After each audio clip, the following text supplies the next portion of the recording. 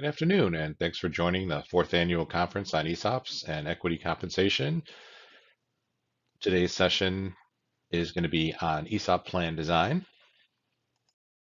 My name is Joe Marks, and I'm a vice president of ESOP consulting at Principal Financial Group.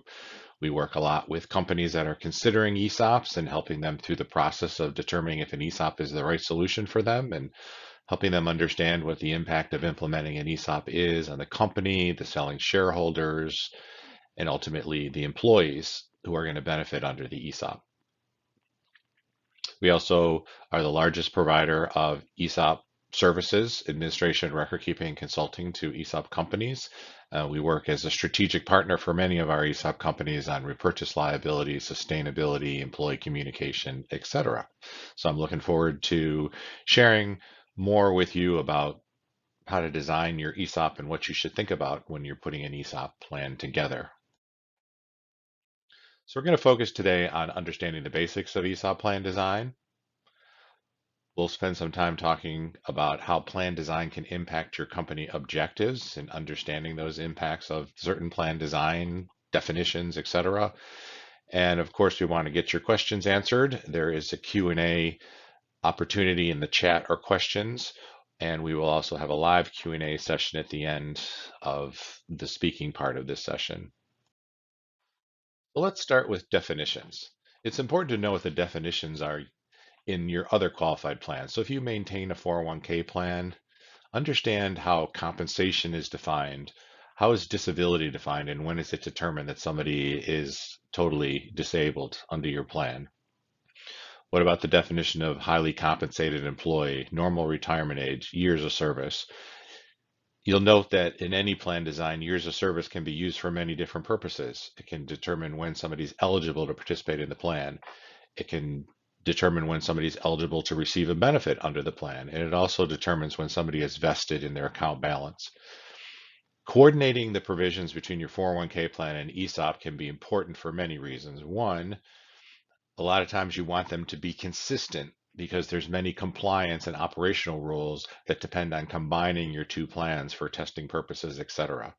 It's also for an ease of administration and understanding. If you have your HR department having to track different definitions for different plans, it can be a lot more work for both your HR department and for your plan administrators. Like all qualified plans, including your 401k plan, there's certain eligibility requirements, and there's certain requirements under the statute for when a participant or when an employee has to be eligible to participate in the plan. You can't require anybody be over age 21 before they can enter the plan. You can let people in earlier than age 21, but you can't require them to be over age 21 to enter the plan. There's also a service requirement typically, and under the statute, that service requirement cannot be more than 1 year if you're going to apply a vesting schedule to the benefits under the plan. If you're not going to apply a vesting schedule, you can require someone to provide service to the company for up to 2 years, but once they become eligible to participate in the plan, they are 100% vested. We often see in the first year of an ESOP, then there's some more liberal rules for participants, for employees to participate in the plan. You might say that anybody who's employed on the effective date of the plan is automatically in the plan, or someone who's employed on the day the transaction is implemented is automatically covered, or someone who's employed on the last day of the first plan year is automatically covered. And that would be just disregarding the age and service requirements or one or the other. You can exclude certain classes of employees from the eligibility requirements, and that can include union employees, non-resident aliens with no U.S. source of income, and leased employees. So once somebody has met the eligibility requirements, then you need to determine and define when they actually enter the plan. And the rules provide that a person who's reached the eligibility requirements must enter the plan the earlier of the first day of the plan year, which begins after the date the employee completes the entry requirements, or 6 months following the date that they complete the entry requirements. So typically that means entry dates on January 1st and July 1st for a calendar plan year end. But what are your options for entry dates? As I mentioned, the typical ones are semi-annual, and those are statutorily can't be any later than that. So once somebody has met the eligibility requirements, they can't wait more than, you can't force them to wait more than 6 months before they enter the plan. Some plans might have quarterly or monthly. A lot of times companies might say, well, I'll just make them the same as the 401k plan, which is okay, but isn't necessarily needed because in an ESOP, the allocation only happens on an annual basis as of the last day of the plan year, unlike a 401k plan where once they hit their entry date, they can start making deferrals, so they might be eligible for a match. So there isn't a lot of need to have a more often entry date, but it certainly is allowed. It just might require more accounting and keeping track of hours and et cetera. Some plans might allow for immediate entry. Again, participants don't get an allocation until the last day of the plan year, so there isn't a lot of need to make it immediate, but some plans do that.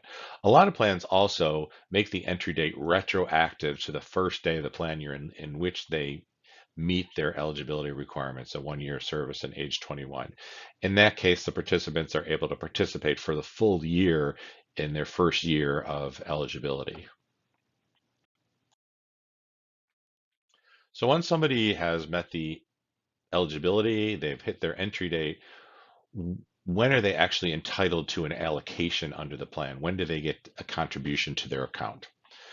And typically plans will require that you have at least 1,000 hours of service. Like you can't require more than 1,000, but most plans require that you do have 1,000 hours of service during the plan year in order to get an allocation. And most ESOPs also require that the employee be employed on the last day of the plan year in order to get an allocation. That's not required, but it's pretty common that if somebody leaves during the year, you're not going to give them an allocation after they're no longer working for the company. Most plans will waive that last day requirement and oftentimes the 1,000 hours of service requirement if someone has left due to death, disability, or retirement.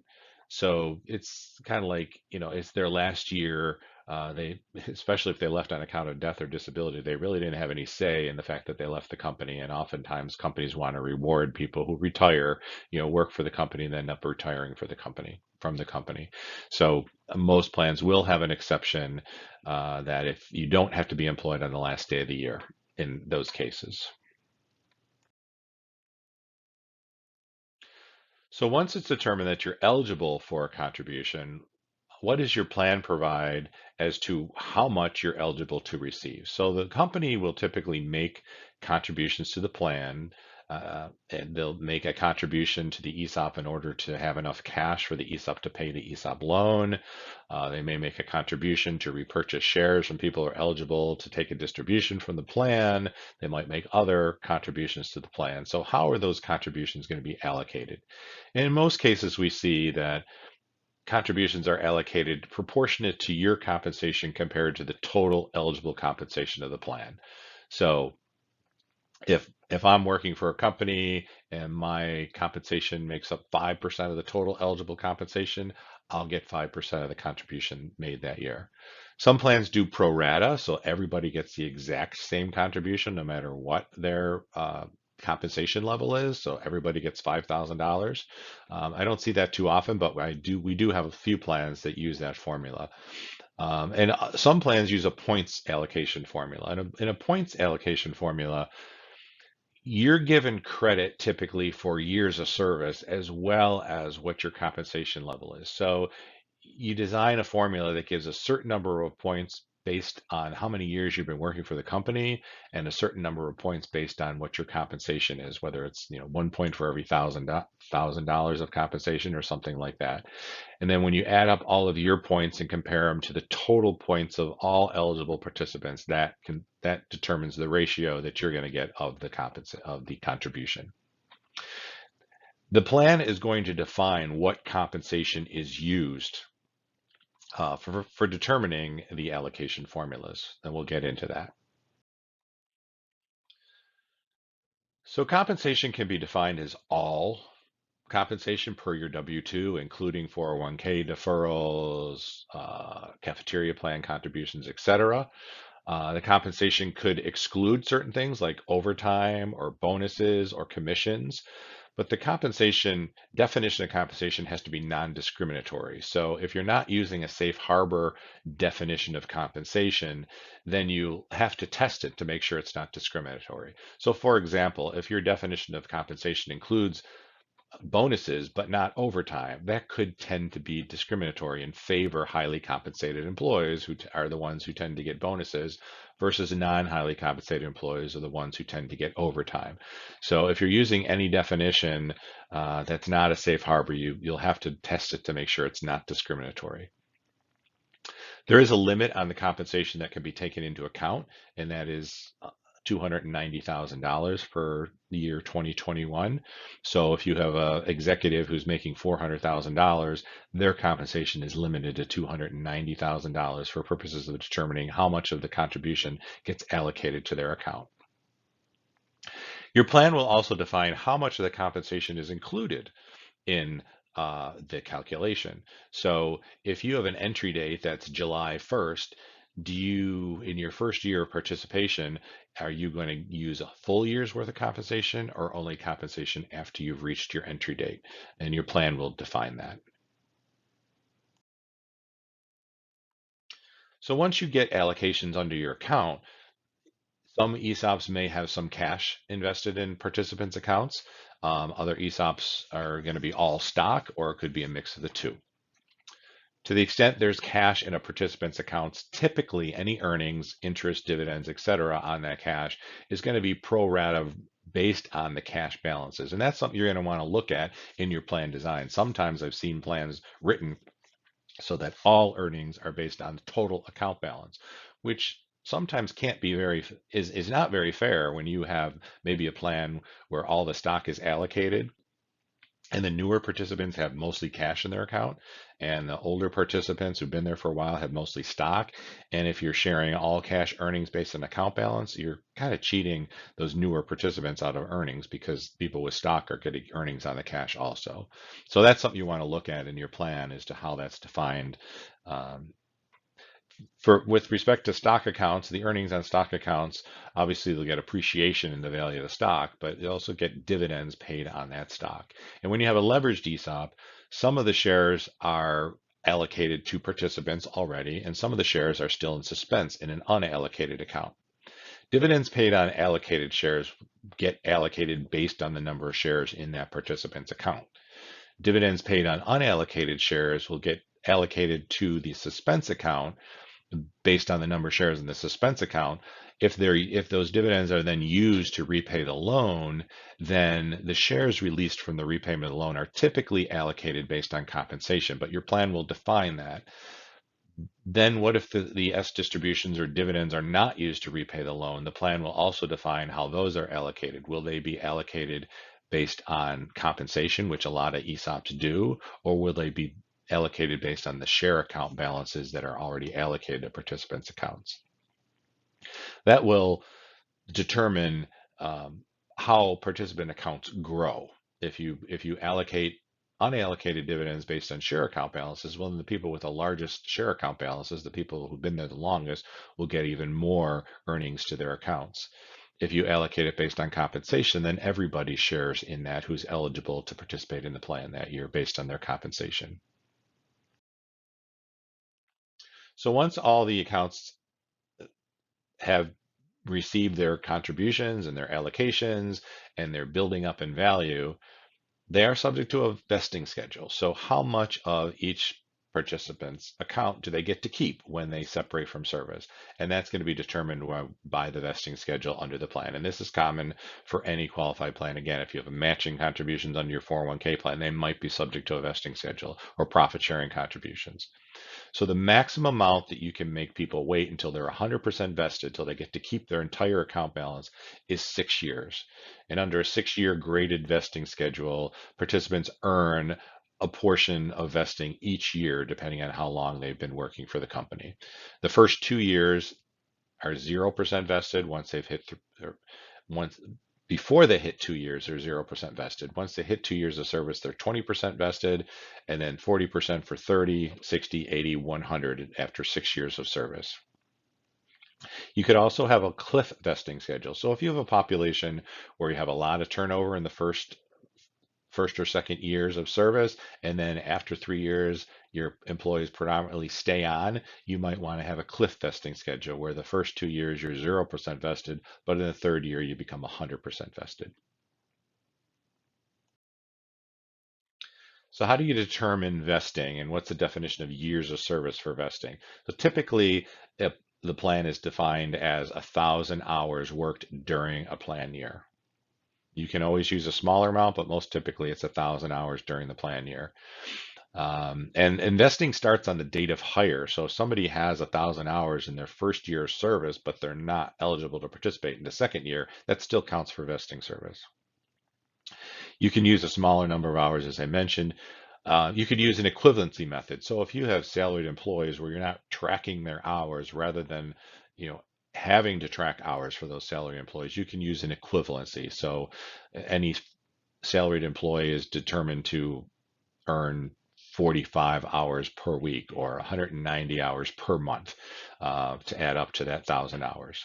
You could also use an elapsed time method, which you don't have to track hours at all. It's just if someone's been there for a year, then they get a year of service.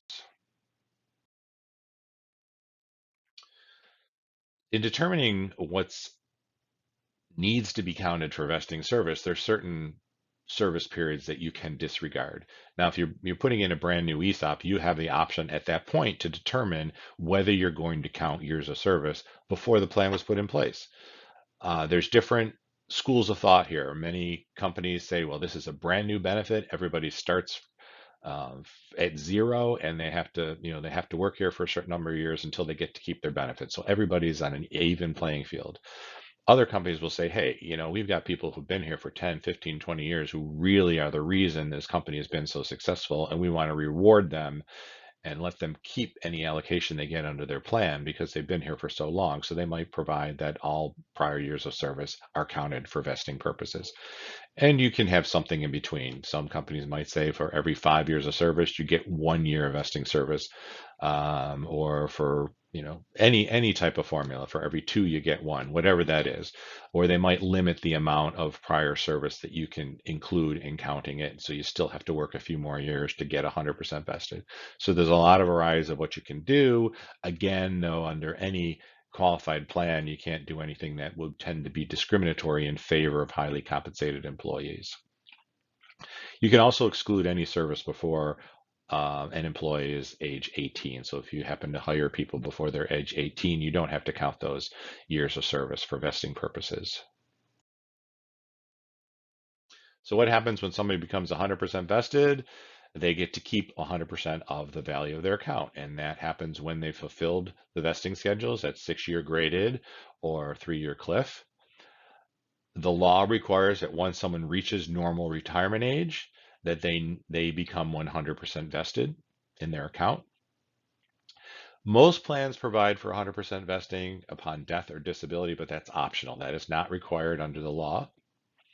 In the event that there's a partial termination, and that's where you might have a reduction in force, where a significant portion of your workforce is terminated or laid off and no longer have the ability to continue uh, having service towards counting towards vesting. In those cases, you have to vest those people who were affected by that reduction in force. And I won't get into the specifics of what is a partial termination, but in general, if the reduction in force is 20% or more, that is going to constitute a partial termination. If the plan is actually terminated, uh, or you stop making contributions to the plan, that's deemed to be terminated, and everybody who's still participating in the plan will have to become 100% vested. Next, you need to define when participants who've separated from service are eligible to take distributions from the plan. And the statute provides certain limits as to how long you can make people wait for their distributions. And the ESOP rules are written in such a way that gives the company more flexibility with respect to cash flow. So unlike a 401k plan where somebody leaves the company and the next day they can request a distribution of their 401k account balance or roll over to their new employer's plan or an IRA, under the ESOP, because liquidity comes from the company, that the company is obligated to convert the value of person's accounts, stock accounts, into cash, the rules are written to give the company more ability to manage their cash. So the rules provide that if you leave the plan due to death, disability, or retirement, that the plan has to allow you to start taking distributions no later than the end of the year following the year in which that event occurred. If you leave before death, disability, or retirement, then you can draft your plan to provide that distributions will begin no later than the sixth plan year following the year that somebody terminates. There's some special rules with respect to leveraged ESOPs that allow you to delay distributions even longer, as far out as the end of the ESOP loan, which these days many ESOP loans are 30, 40, 50 years long. Um, it's not uncommon for companies to delay it early on while they're repaying transaction debt and cash might be limited. But we found that it doesn't make a lot of sense to continue to delay distributions until the ESOP loan is repaid, because what that means is that participants are still holding shares of company stock, even though they're not working for the company for years, and that stock continues to appreciate, and it's not available to reallocate to active employees because the participants are not yet eligible to request a distribution.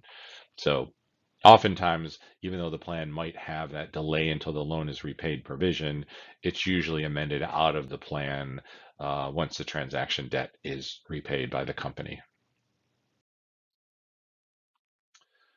So, being that this is a stock bonus plan and designed to be primarily invested in shares of the company, there's certain rules with respect to distributions. And the general rule is that ESOP participants have to have the right to demand the distribution in the form of stock. And if they take a distribution in stock, then they have to have the ability to put it back to the company to repurchase that stock since there's not a market. The exceptions to that are if your charter or bylaws restrict ownership of substantially all the shares to employees or qualified trust like the ESOP, then you don't have to offer participants a distribution in the form of stock. Banks are another exception because they are prohibited from purchasing their own stock.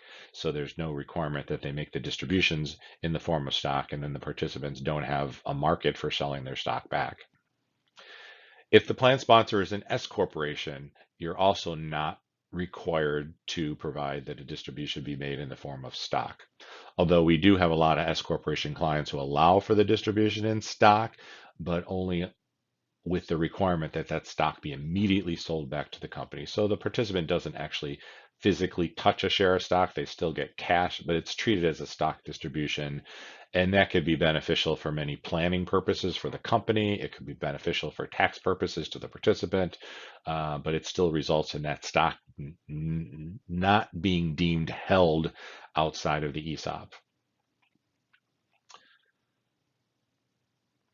If there are certain assets under the plan that are not invested in stock, you can also require that those distributions be made in the form of cash and not in give the participant the ability to elect that those be distributed in the form of stock.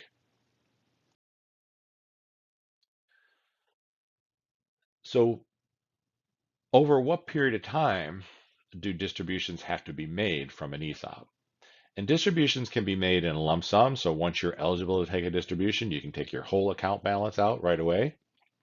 Or it can be paid in the form of installments. And if it's paid in the form of installments, then the installments cannot be over a period of more than 5 years. There's an exception for that for really large ESOP account balances, basically in excess of $1 million. You can extend that installment period up to 5 years, depending on how large of account that is. In general, unlike a 401k plan or profit sharing plan, ESOPs typically do not allow for any form of in-service distribution. So they don't allow for hardship withdrawals. They don't allow the participant to take out a loan from the ESOP. And the reason for that is that unlike a 401k plan that might be invested in mutual funds or cash or something else that's liquid, the investments of an ESOP are stock of the company, which the company has to provide liquidity for in the event that someone is eligible to take an in-service distribution of some sort. It's also all employer money. So unlike a 401k plan where there might be employee deferrals in there, it's all employer contributions. So it's unusual to allow for in-service distributions. But there is an exception under the law that requires you give participants the ability to take an in-service distribution. And those are the diversification rules. And under the diversification rules, if somebody has 10 years of participation and they're over age 55, you have to give them the ability to diversify up to 25% of their account balance. And in drafting your plan, you want to understand and be specific in the plan as to what counts as a year of participation. So oftentimes we see plans just say year of participation, and then we have to work with the employer to say, okay, how do we want to interpret that? How do we count years of participation? Does that include years in which the participant has an account balance? Does it include years only where they're eligible for a contribution? Does it include, is it defined the same as vesting service, which might include a year where they weren't even in the plan? And also, does it include people who are no longer working for the company, or does it only apply to people who are still working for the company? So that will be defined in your plan document.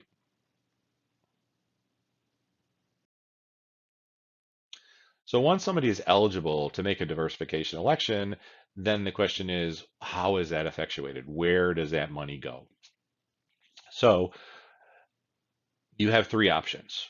The first is to offer at least three investment options in the ESOP.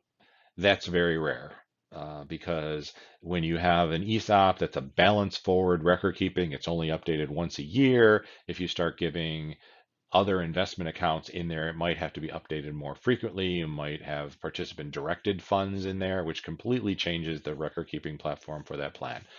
So that's rare, but it is one option. The other option is to transfer the amounts to the 401k plan, in which the participants then have the ability to direct investments of that account. The third option is just to offer a distribution to participant, and then the participant can make the decision as to whether they want to take it in cash and pay tax on it, or if they want to roll it to their 401k plan or to an IRA.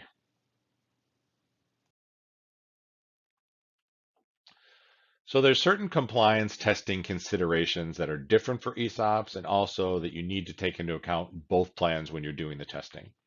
The first is the 415 testing. Now that test is the maximum annual addition. So each participant in any qualified plan is limited as to how much they can have added to their account each year. And an annual addition includes deferrals they're making to the 401k plan, matching contributions, profit sharing contributions by the company, and contributions to the ESOP. And it has to be combined for both the 401k and the ESOP to come up with what the total annual addition is. And for 2021, I think that limit is for $59,000. Now, when you have a leveraged ESOP, there's a special rule that applies, and you want to make sure that this is in your plan document, because if it's not in your plan document, this will not apply. And that is, in a leveraged ESOP, the participant's benefit is based on the value of the shares that are allocated to their account. So the contribution that's made to the ESOP might be more than the value of the shares released. So the amortization schedule says you have to make a $50,000 contribution to the plan and pay down $50,000 on the loan, but that $50,000 on the loan might only release $10,000 worth of shares. So for 415 purposes, you don't use the $50,000 contribution, you use the lesser of or $10,000 value of the shares released. So that's a provision you want to make sure is in your plan document.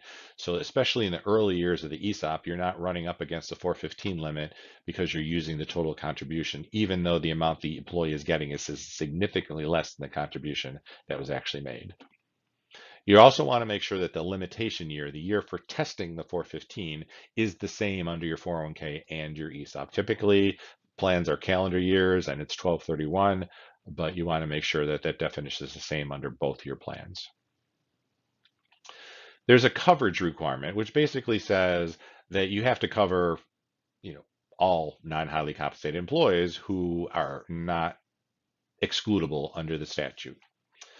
There's a ratio percentage test that says that at least 70% of the non-highly compensated people have to be covered under the plan.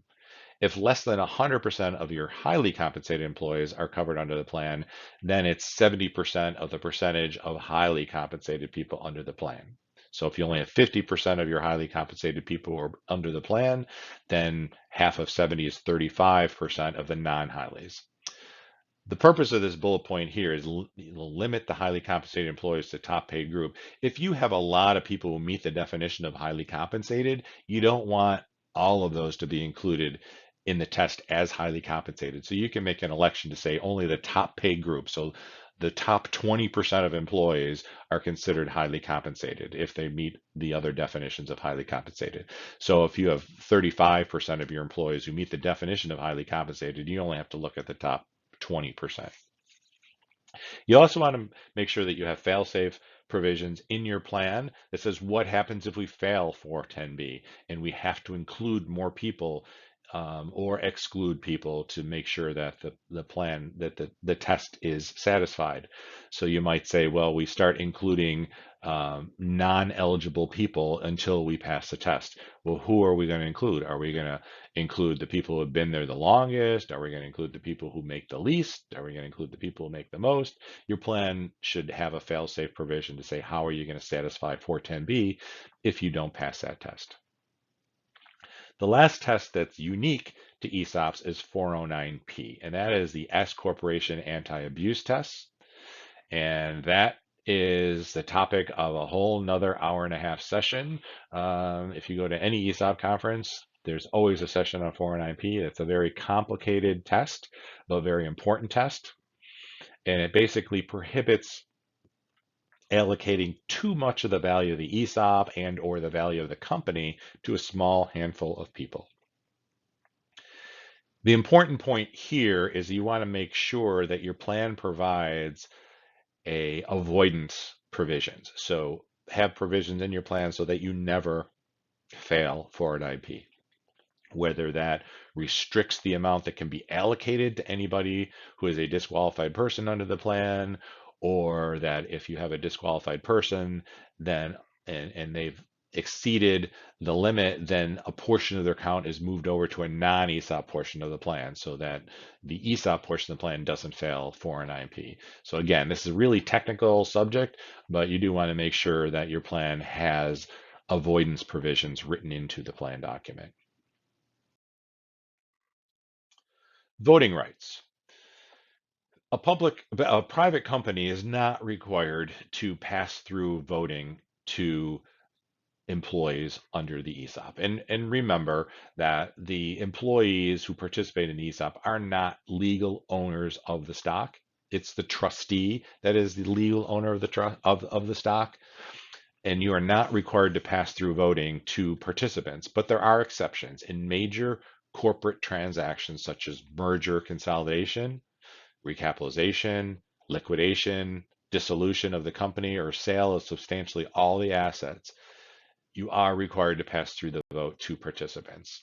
It rarely happens, but in those cases, there is a requirement to pass through the vote. Some plans will pass through the vote to participants for voting for the board of directors or other things, but you're not required to, and most plans do not. So as we're wrapping up things to think about in designing your plan, what are some other plan design provisions you might want to think about? Well, the first is quadros. So if somebody gets divorced and the court determines, provides a domestic relation order saying that the former spouse gets half of the employee's ESOP account. How are you going to handle that under the plan? You have some choices. You can, say that you're going to split the account in half, and then the former spouse has an account under the ESOP that continues to be invested in stock. You can split the account, but then convert the spouse of the former spouse of the employee into other investments and take them out of stock so they're not participating in the growth of the stock of the company. Or but you if you leave in the provisions that they can't take their money out of the plan until the employee would be eligible to take money out of the plan. Or you can provide a provision where any amounts under a qualified domestic relations order are distributable to the former spouse, that they have the ability to take that money out of the plan. Another provision to think about with ESOPs is segregation, or the IRS defines that as reshuffling. And reshuffling is when a separated participant account, they may not be eligible for a distribution yet, but the company doesn't want them to continue to be invested in stock of the company. They don't like the idea that former employees are continuing to benefit from the growth of the company, and they'd like to get that benefit over to the accounts of active employees. So we use segregation or reshuffling as a method to do that. And basically, that's providing enough cash in the plan to convert participants' accounts from stock into cash and other investments and move the shares into the accounts of active participants. And those accounts remain invested in things other than stock until those participants are eligible to elect to take a distribution. Another provision, which we don't see a whole lot, but I'm seeing a few companies that are utilizing it, is rebalancing. And rebalancing you typically see in more mature ESOPs, where maybe all of the shares have been allocated and there's no more shares to allocate other than those that might come up for repurchase. So the company decides to make cash contributions to the plan. So it's still providing a benefit to employees with the idea that that cash at some point will be used to repurchase shares from separated participants. What happens sometimes is that your new employees get a buildup in cash in their accounts, and your longer term employees have a lot of stock in their accounts. And it's kind of hard to, engage new employees in this employee ownership concept if they have no shares in their accounts. So you might decide that you want to rebalance. And what rebalance is saying is if 80% of the plan is invested in stock and 20% of the plan is in cash, you rebalance so that everybody's account balance is equally invested, 20% cash, 80% stock. As I say, we don't see that very often. It does require additional contributions made by the company in order to facilitate that, but it is an option to consider. Well, that was all of the different types of plan designs that I thought were important to highlight. And now we are going to open up the session to question and answers. Thanks.